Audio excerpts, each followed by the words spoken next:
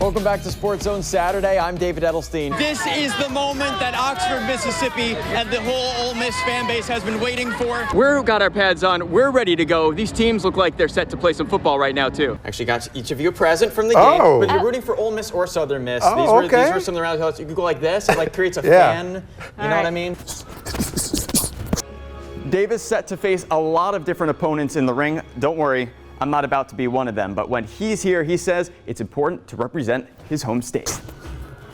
The biggest difference between traditional sports and esports is that esports are played electronically. But coaches and players say the teamwork, communication, and goal setting are the same. Why does your Ole Miss team look so different every single season? And he says that's because the Rebels do a great job of molding their offense and defensive schemes to the players they have. We spoke with both teams after the game, saying they knew the game plan was going to be to contain Zion Williamson, the Duke graduate having his lowest mark in scoring since November 25th at just 18 points. One of just 6 times this season he's had fewer than 20. Coming up in sports, I'll tell you about this Southern Miss Golden Eagles basketball team, as the men's team is off to an 11-2 start, and they begin Sun Belt Conference play for the first time ever tonight against Troy. I don't think I'm going to need this winter hat anytime soon, but I will tell you why some Mississippians might want some Carolina Panthers gear. Don't worry, I am at the podium where they're going to be giving some speeches this afternoon in just a few hours, but I will not be giving one myself. With Rodrigo behind the plate catching and Gabe back playing the outfield, the brothers say it's not just them that are closely related. Everyone on the field is like a brother. I thought Ole Miss should be more disappointed maybe than even MSU, because we knew that they were going to lose maybe to Georgia, or at least what I'll say is not that we knew, but if they did lose to Georgia, MSU, it wasn't going to be as big of a deal, but they had to keep the game close. They didn't. The closer one, though, because as you posted online in the title of the article, was it's a heartbreaker for Ole Miss, because, I mean, they had the destiny in their own hands at the end there and just weren't able to finish the job. What is it about Jackson Prep and the support you have here from your teammates and family that have prepared you for the next step? And I see you brought your friend along here too. Here, Mickey, come here, Mickey, I heard that you can do something special for us. Can you give us a hottie toddy? Mickey, speak. Okay, there we go. We'll take it. And now, let's see if you do it right. I don't know how to do it right, but that's what Is this blowing out the microphone? Do I hold it? I don't think so. So what do you think? I think that it's allowed. There's a chance for a long ball anytime any of these players get to the plate, so keep your eyes peeled, especially if you're going to be in the outfield. If you want to go home with a little bit of a souvenir, I would suggest going out to the outfield. We're here at Memphis at the Liberty Bowl as we get set for the Southern Heritage Classic, the 33rd annual tradition. I'm excited to find out what we have coming up in sports. You know, you're doing a great job anchoring, by the way. I'm really thank you. I mean, I've anchored sports in the past. I've kind of gotten some practice. Do you want to try something funny? Can we do something fun here? The NFL draft was this past week. What is that like for you as an NFL ref to kind of watch that from the sidelines too? What do you hope that the lasting messages of this, bringing a national championship in football to the state of Mississippi? Some of that self-talk includes thinking that the only thing slowing him down is the resistance of the weights. The same weights that he says are going to help him come out of this stronger than before. The Patriots say this is just one more opportunity for them to compete and succeed together before the seniors graduate and officially pass the baton. And our very first David's discussion. Are you ready? I think I am. Play ball. But let's bring back in David Edelstein, who is always the best when putting words to what we just saw. And David, this run through the College World Series up to this point has just been amazing. It has been, Blake. Good to see you, by the way, and it's been quite the ride. I guess you're gonna have to stay there for a few more days. Have you dried out today? I have, but that's because I changed my clothes, though. I hung them all up. Yeah, he had questioned whether they actually wanted to be there and said, I agree with what he said with this, though. He was like, it's too hot out here. Totally in agreement with that. Another strong performance by Saints tight end Juwan Johnson, who has 2 touchdowns in this game, tying his career high for the 3rd time this season. We asked him after the game what it is that makes him feel so confident in the red zone. I don't know what we're doing, David, here. Well, I've got my cue card. We got bow ties and we got bow ties on. We broke out the bow ties for this. We have the Tonys. Okay. We've got the Grammys. We've got the ESPYs, which is the Sports Awards, which happened this week. So it is timely and relevant that we announce to you the new award of the year, the Davies. And before you go thinking that it's named after me, which even though I came up with all the categories and I chose all the winners. So and I have no idea what's coming up. And I nominated everyone too. So if you don't like the results, just complain to the committee. And ladies and gentlemen, the votes are in. Blake Levine has won the most lively live shot of the week. Congratulations. I'm joined by Tyson here. Tyson, 10 years old. You waited your whole life for this, huh? Yeah. Find a reason to smile. Just get a David Edelstein with you. Make it a good night. You probably don't want to mess with Kashawn Davis. They call him Big Baby, but at 6'4", 265 pounds, he's really one big man. How they made it up wasn't wrong. I mean, I was one of the biggest dudes in the gym, and I still was the youngest. He was already 6'1" at 12 years old when he started boxing, a way to get in shape for football. I never planned on boxing. I never thought about getting into boxing until I did, but once I did, I liked it, so I rolled with it. Now the 23-year-old Pearl High School graduate is going pro.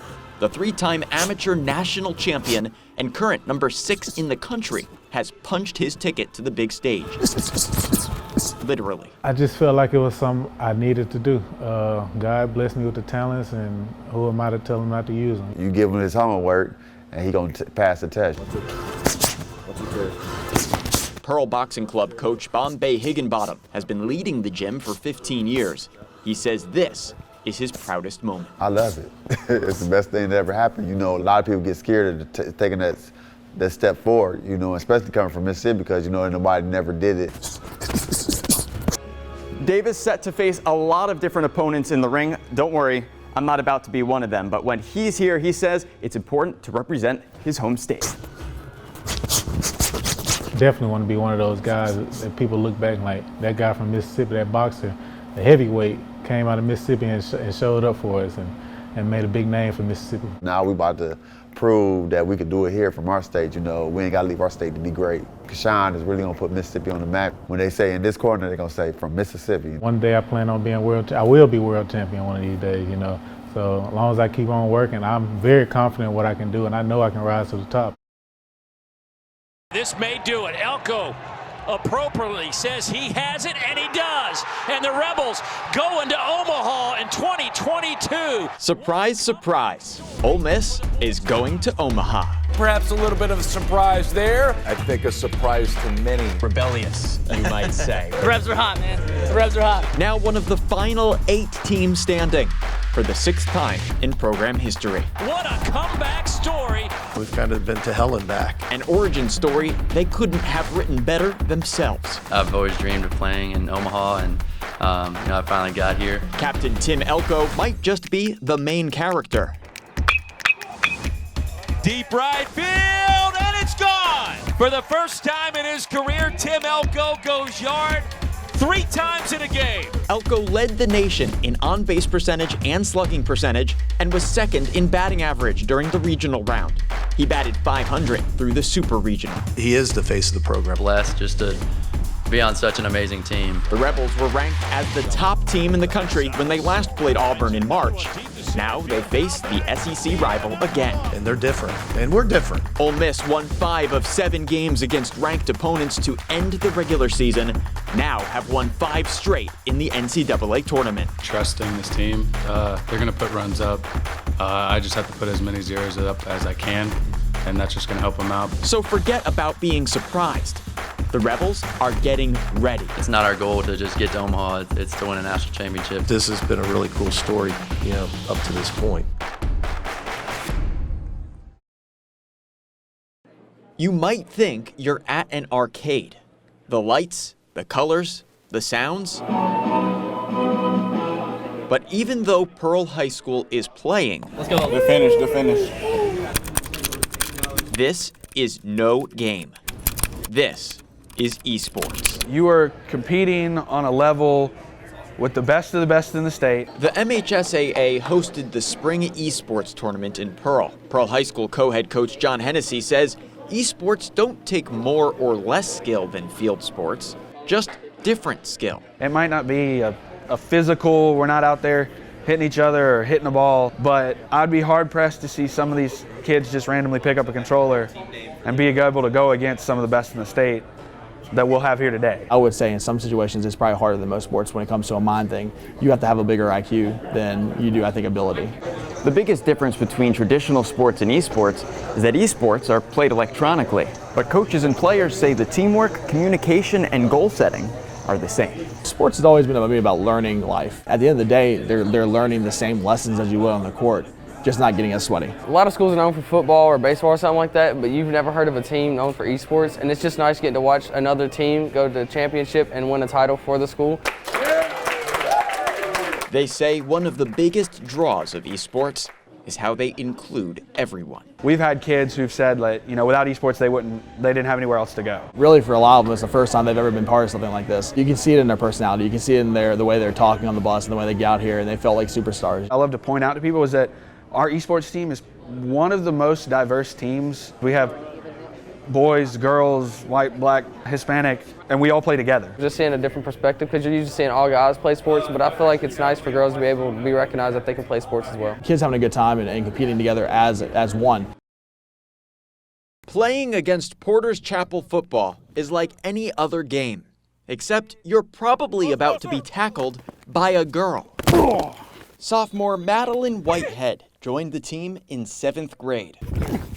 The middle child of 5 siblings, she was inspired to try out for the team after seeing one of her older brothers play. The two would hang out and play catch. That's really just what made me love the game, because of the connection that it made with my brother. So it was different, and I was like, well, I like this. Madeline, be guard. Put a guard. KK. Now in her first year on varsity, it all feels like family. Oh, you're all sorry. That's the best feeling in the world, to have 28 other brothers behind your back at all times. To get out of my way. Get out of my way. And not afraid to be tough with them, too. Yeah, she's kind of feisty. Just like one of us, you know, we'll hit her. We put her on all the drills. Sometimes she'll call us out. It's kind of scary. She wanted to be a part of it and be treated just like everybody else. Somebody may hit her and she would, you know, they would go to apologize and she's like, leave me alone, I'm fine, I'm out here playing football. You literally smacked me. Whitehead says she knew she was different than most girls, even unlike her identical twin. Yeah, I'm a tough one. She's earned their respect by being the good teammate that she is. I feel like when other schools look at us and we have a female on our team, they kind of laugh and think that she's not really going to do anything. But when she gets on the field, it's a whole different story. She's tougher than most girls. You know, she has that fight in her that, you know, you don't most see. She came to one practice and she loved it, and she's been out here ever since. It's really cool that she has the desire to come out here and play football with us. And ultimately, it was having a camera and microphone at practice that seemed most out of the ordinary. Can he like hear me? How sensitive is that mic? He can probably definitely hear you. Having a girl there was normal. Chase your dreams. Don't ever let anybody tell you that you can't do something, because every girl has a responsibility and a position to play what they want to. Reporting in Vicksburg, David Edelstein, Sports Zone 12. This has been a different kind of year for DeMontavious Luckett. A lot of more compliments. You know, I pushed myself this off season and summer to be where I'm at now. The Velma Jackson Sr. has played a significant role for the playoff-bound Falcons. He's one of our leaders. He always have been. And I think this season you can kind of tell that he has a little extra motivation. A source of added drive that can be seen not only on the field, but also around his neck. A shiny chain with a photo of his uncle, who was also his Little League coach. Pre-game, I look at it and I pray. And when I get done praying, just tuck it in, go get ready to play, do the best I can on the field. Looking at the necklace is the final way Luckett can see Mark Williams. Luckett's mentor since age 6, Williams died 2 years ago. Luckett keeping him close to heart. It give me extra motivation in the game, you know, to do good. You know, I'm playing with a purpose, so I'm playing with a chip on my shoulder. So it just gives me that extra push to do the best I can. The uncle, nephew, and entire Canton Raiders Pop Warner team won a state championship together. Yet Luckett says Williams taught him even more about life than the game. He just taught me to go hard, like every play, like never give up on the play. You know, you mess up, make sure you mess up 100%, go back and do it again. Players of both teams in games have asked about his necklace, proudly on display. Luckett says telling them about his uncle keeps Williams' memory and message alive. All I do it for him. Anytime in this day and age when you can have a young man or a young woman that finds purpose, that finds something to motivate them to, you know, kind of go that extra mile in order to accomplish the things that they want to accomplish, I'm all for it. Luckett is all in too. playing for the people that have supported him, whether they're still able to be at his games or not. Never be afraid to do it for the people you love. You know, if you got that loved one out there that really care about you, push for them. When Sherry Vaughns was growing up, she fell in love with the Dallas Cowboys. But she didn't just want to watch football. I wanted to play, but I wasn't able to play. They told her she could be the ball girl, sticking to the sidelines. It was devastating, but next best thing is officiate. Sherry Vaughns. Sherry Vaughns. Like her, Adrian Barnes became an official. But she was told people weren't ready for women reffing at the high school level or above. We have timeout. Starting out 19 years ago, this was unheard of. Sending her off only to middle school and pee-wee games. But I'm a football player. I wanted to be on the field. Now she will be. From clock operator to the crew chief, Barnes is now the most experienced member of the first ever all-female high school football officiating crew in state history. It's exciting and overwhelming all at the same time. We know what this means for our association and what it means for women, especially in the state of Mississippi. The 12 women reffed a scrimmage this weekend. And we're underway. Getting set for their regular season debut when Cleveland Central plays Murrah at Forest Hill this Friday. I think we belong there too. Right. I think we belong there for quite some time now, and it's just now catching on that we are able to do it just as well as the men are. I'm excited to just be a part of this iconic moment. Officials assigner Curtis Lowe put the team together.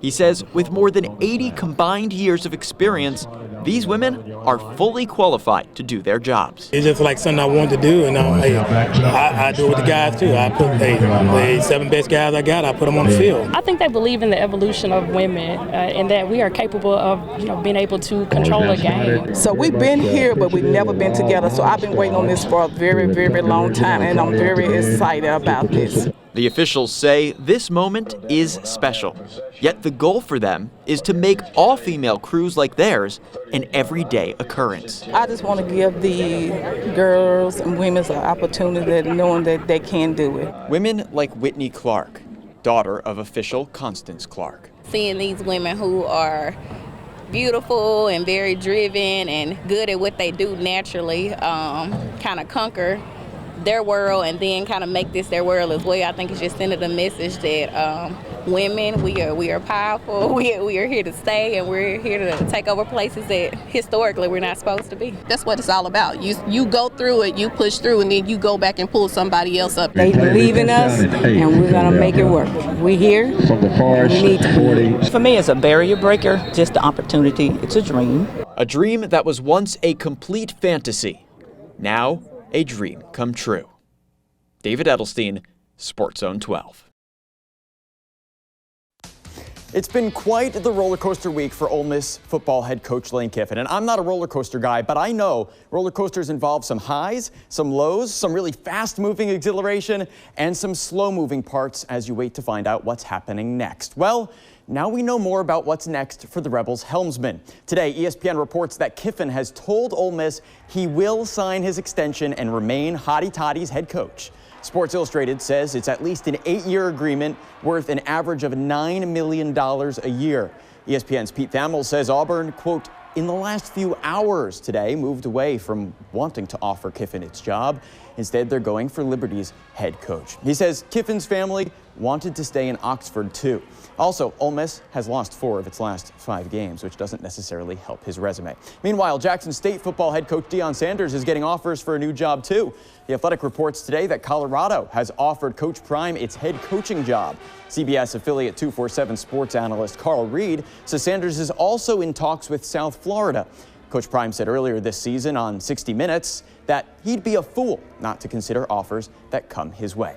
There was one SWAC game that did take place this afternoon. Southern and Grambling playing for a trophy, but we don't really care about that. We care about who Jackson State will play in the SWAC championship. And if Southern wins, it'll be them. If the Jaguars win, then they'll move on. And Grambling trying to play spoiler, though, to make it Prairie View instead. And that was Lyndon Rash with the first points of the game. But Southern takes its first lead. All 3 Jags touchdowns were on the ground. Southern wins 34-17 and has one message on that whiteboard: see you in Jackson. So Jackson State set to host Southern in the SWAC championship. It's a rematch of the JSU homecoming game at the end of October. That was a 35-0 win for the Tigers. So it'll be interesting to see how that might play out once again when they rematch on December 3rd at 3 p.m. in Jackson. In Division II today, round 2 of the NCAA playoffs as Delta State hosts West Florida. After an 11-1 season so far, it's quarter 1. Why not early in the game fake it on 4th down, and Kelvin Smith, the Columbus graduate, runs 55 yards, finished as one of 2 backs for the Statesman with more than 100 yards on the ground. Sets up a touchdown here by quarterback Patrick Shagog, the South Panola grad, who ends the year in the top 25 for passing yards and rushing touchdowns in Division II across the country. But that crazy ending there, Delta State gives up 4 touchdowns in quarter 4, including that one to fall behind, 2 in the last 30 seconds of the game as Delta State drives to score, but was wound up being intercepted on a pick 6 and did not make the comeback. Southern Miss trying to get the coveted 6th win for its season to secure bowl eligibility. Frank Gore Jr. bursts through the defense and just keeps on going. He gets the first down and more. You cannot stop this guy. And he remind you of anyone? Maybe Frank Gore Sr.? Oh, right. That's they are related very closely. He also scored a touchdown today, and so did Southern Miss ground attack being solid as Natchez grad Jacarius Caston zigzagged through the defense too to score. So Golden Eagles never trail. 2010's the final. They're bowl eligible for the first time since 2019. And also a quick note in high school basketball. Girls and boys teams from around the state came together for a Thanksgiving showcase. We'll have more details and basketball scores this season on WJTV.com. So for now, that's all for sports. As always, there's more after the break. So stay friendly and stay tuned.